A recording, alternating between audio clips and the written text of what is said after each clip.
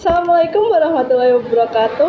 Hai semuanya, bertemu lagi dengan saya Princess Nasional Candika Arifin dengan NIM 2404080011. Kali ini kita akan membahas mengenai praktikum asidi alkalimetri, yaitu praktikum yang bertujuan untuk menentukan kadar asam atau basa dalam larutan menggunakan titrasi dengan indikator agar para mahasiswa mampu menjelaskan proses titrasi asidi alkalimetri dan mampu menghitung kadar cuplikan pada titrasi asidi alkalimetri. Nah, pada dasar teorinya, asidimetri adalah titrasi yang untuk menentukan kadar suatu basa atau garam menggunakan larutan standar asam, sedang alkalimetri untuk menentukan kadar suatu asam atau garam yang menggunakan suatu larutan basa, standar basa. Titrasi dilakukan dengan cara mengukur volume zat penitrasi atau titrat yang digunakan untuk bereaksi dengan zat yang dititrasi atau titrat. Jika konsentrasi salah satu diketahui, maka konsentrasi atau kadar zat lain dapat dihitung. Pada titrasi dikenal titik ekuivalen dan titik akhir titrasi. Titik ekuivalen menunjukkan titran dan titrat tepat habis bereaksi, disebut juga titik akhir teoritis. Konsep kurva titrasi ini menunjukkan perubahan pH yang tajam di sekitar titik ekuivalen dan karbonat bikarbonat. Pada campuran ini ada dua titik akhir yang berbeda, yaitu karbonat dan bikarbonat.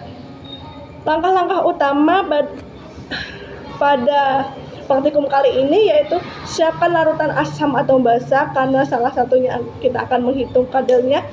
Lalu kemudian masukkan ke dalam Erlenmeyer. Tambahkan beberapa tetes indikator seperti PP atau methyl orange. Titrasi dengan larutan basa atau asam dari buret.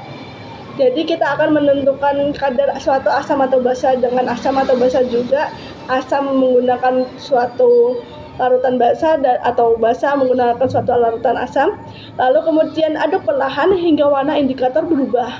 Catat volume titran yang digunakan, yang nantinya digunakan untuk perhitungan atau analisis data. Bahan dan fungsi penting di sini yaitu ada HCl atau asam klorida dan NaOH atau natrium hidroksida sebagai titran. Lalu indikator PP untuk menunjukkan titik akhir dari merah muda ke tidak berwarna atau sebaliknya.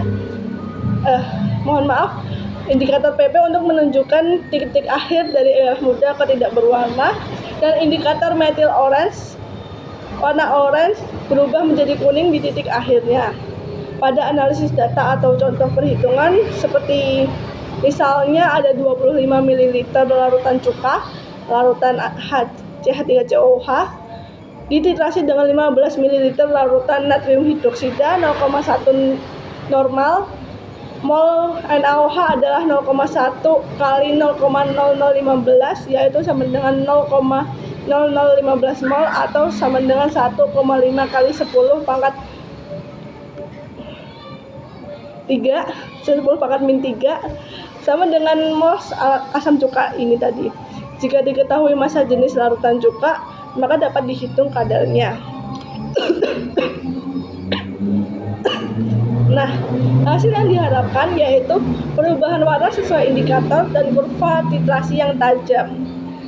Ada beberapa tips penting pada titrasi kali ini, yaitu pastikan buret sudah dikalibrasi dan tidak bocor.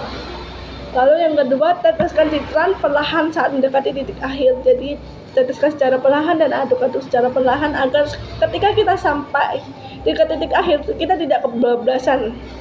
Lalu yang ketiga, catat semua data dengan teliti agar kita mendapatkan hasil perhitungan yang pas, yang dengan ketelitian yang tinggi gitu. Lalu ada juga keselamatan kerja, gunakan jas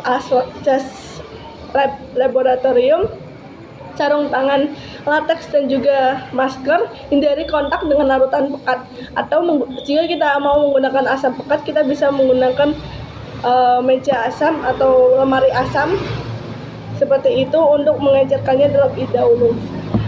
Pada refleksi pribadi, bagian tersulit adalah memastikan perubahan warna indikator tepat di titik akhir, tidak kebablasan atau tidak kurang. Kesalahan yang bisa terjadi adalah overshoot, seperti tadi yang saya bilang, kelebihan, dan cara mencegahnya adalah dengan titrasi secara perlahan dan hati-hati. Praktikum ini bermanfaat untuk industri makanan, pengolahan air, dan farmasi. Nah, itu tadi penjelasan mengenai asidi alkalimetri, kurang lebihnya mohon maaf. Terima kasih telah menonton. Semoga membantu. Wassalamualaikum warahmatullahi wabarakatuh.